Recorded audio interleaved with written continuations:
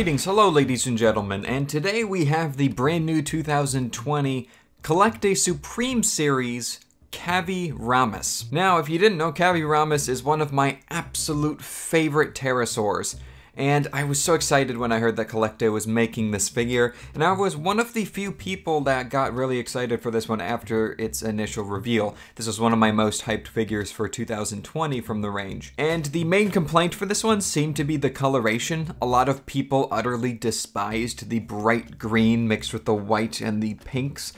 I loved it right off the bat. As some of you all probably know, I am a huge bird person. I have a parakeet of my own, and the colors here were actually based off of one of my favorite color palettes on domestic parrots, which is the peach-faced lovebird. I'll put a picture up in editing. They're pretty much the same coloration, so I was really hyped for that. Caviramus is just such a unique genus of pterosaur. It has those long front arms, that really unique soft tissue crest on the head, and it's very primitive for how advanced it looks as a crested pterosaur as well. This is a late Triassic flying reptile. But yeah, I guess since we already briefly touched on the coloration, as far as the colors go on this one, I absolutely adore them. I think they could have easily just left the body completely green without any markings and done some dry brushing or some washing across, which they did do dry brushing even with that lighter green color, but they added some little spots and speckling in, which I think looks really nice. And it's also a nice change of pace from the typical blacks and browns that we've gotten as the main body color for the other three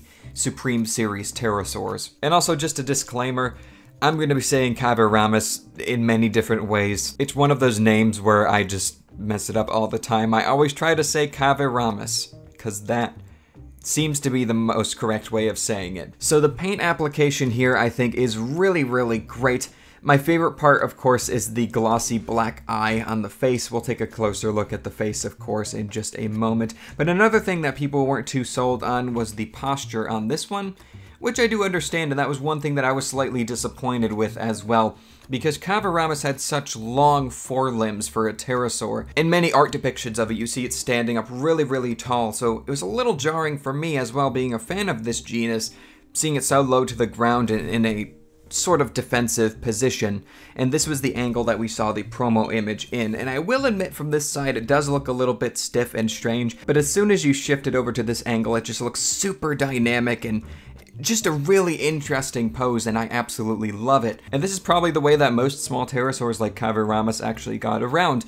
I believe it was earlier this year we had our first pterosaur trackway discovered of a Rhamphorhynchid, if I'm not mistaken. You guys can correct me in the comments, but it did show in the trackways that they moved very similar to modern day geckos, for an example. So they kind of shimmied around. And I think this pose kind of captures that, especially when you look at it from above with the way the arms are moving especially. So I really love the pose in person. I love the way the wings are positioned especially. It looks quite intimidating for this little guy. And another thing too is this is another practically life-size pterosaur from CollectA. This is a 1:2 scale, so it's technically half size, but this is a life-size juvenile. And that's what I love about this Supreme series from CollectA with the pterosaurs, like their Dimorphodon, which we have reviewed on the channel. That one is 1:2 scale as well, so it is half size. So at one point in history, there was a Caviramus that was this exact size, and I just think that is so cool. And an adult Caviramus had a wingspan of about 4.5 feet with its wings completely stretched out. And this model, if you stretch the wings out, looks like it would be approximately 2 feet, a little bit over probably. So I think CollectA pretty much nailed the half-scale model here. Alright, so we've covered coloration, we've covered the posture on this one. Now let's get into the actual details on the sculpt. I will say CollectA hasn't quite mastered this pycnofiber detail. If you remember in my Dimorphodon review, the pycnofibers did look a little bit strange. These are slightly different in style when compared to the Dimorphodon, but they still don't feel quite fluffy enough. The detail feels a bit too chunky when close up, but as soon as you get this figure from a distance, it looks fluffy and naturalistic. It's just when you hold it in hand and you start rubbing your fingers across the detail, you really kind of realize that it's not quite correct. But the detail on the wings is actually really, really nice. All of these really well executed wrinkles and folds throughout just feel so natural and really just bring this figure to life. I also really like the choice of having the ends of the hands and feet in that pink color and having the extended fourth finger that supports the wing in the pink color as well. I think that really helps bring attention to that this is actually one of their fingers, which is, it's commonly a misconception that it's not. I have to say my one problem with the sculpt in this one, which it actually isn't even that bad, is I feel like the wings are a little bit pointy. They probably should be rounded off a bit more. But that's pretty much it. I mean, I've compared this model to the actual remains that we have of Caviramus, and it looks really good, especially when we get down into the head, which let's zoom in on that here. The head shaping here is on point. And if you remember in our Dimorphodon review, I had some problems with some slight shrink wrapping on the face, and it looks like CollectA pretty much took care of that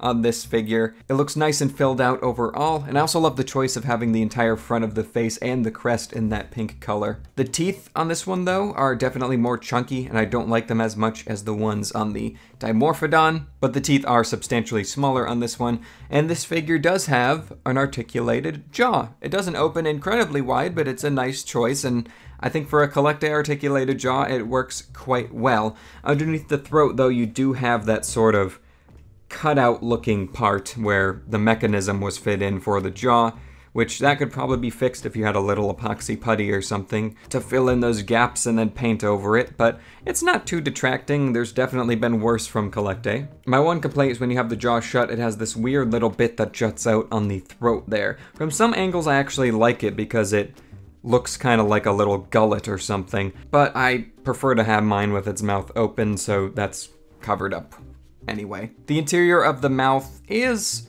okay. I mean, it's kind of hard to see in there, so it doesn't really matter to me if there's too much detailing. The tongue is sculpted out pretty simply. It's nothing to write home about. The roof of the mouth is pretty smooth, and it's just a basic pink color in there, but still nice to have some little details nonetheless. And one thing too that I forgot to mention are the hands and the feet all look really well, and that's my complaint with the other two Supreme Pterosaurs that I don't have, the Guadraco and the Kaiwajara. The hands and feet just look really strange on those two.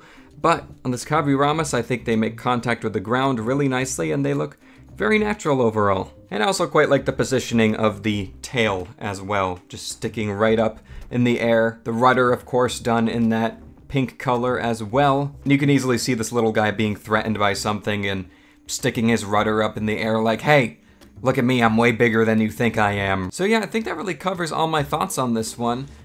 In the end, I think this is objectively the best Pterosaur from CollectA's Supreme range so far, anatomically and everything. But let's do a comparison here with the Dimorphodon quickly. These two are pretty much the same size, except the Caviramus just appears much larger because of its posture and larger wings. But the only real complaint I have with the Caviramus is the tips of the wings are just a little bit sharp, which is also a problem on this Dimorphodon as well. But the Dimorphodon also has the slight shrink wrapping issue on the face, which CollectA fixed with the Caviramus. So at the end of the day, I think the Caviramus is objectively the better Pterosaur figure. Now when it comes down to my subjective opinion, I like these two pretty much the same.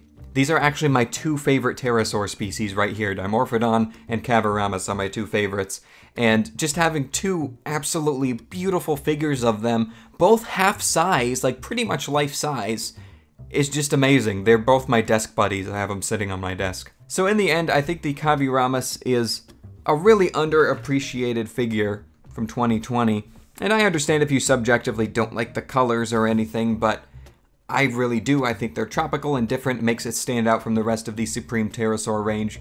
And I just think it's an absolutely beautiful addition to CollectA's prehistoric range and would make a beautiful addition to any Pterosaur fan's collection. So anyway, in case you're wondering how large this one is, it's pretty long and it's pretty wide. So let's start with the width here.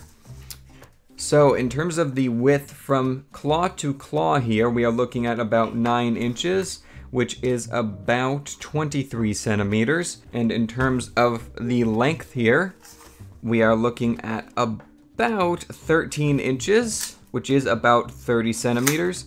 And in terms of the height at the highest point, which is the top of the tail, of course, we are looking at about 8.5 inches, which is about 22 centimeters. And that, ladies and gentlemen, is going to do it for this review of the 2020 CollectA Supreme Series Caviramus. Like I said, definitely recommend this one. If you have this one, let me know down below. It just released very recently. If you plan on getting it, let me know, or just let me know your thoughts on it in general in the comments. Thank you guys so much for watching, and I'll see you all in my next video. Drop a like if you liked. Take care, and bye-bye.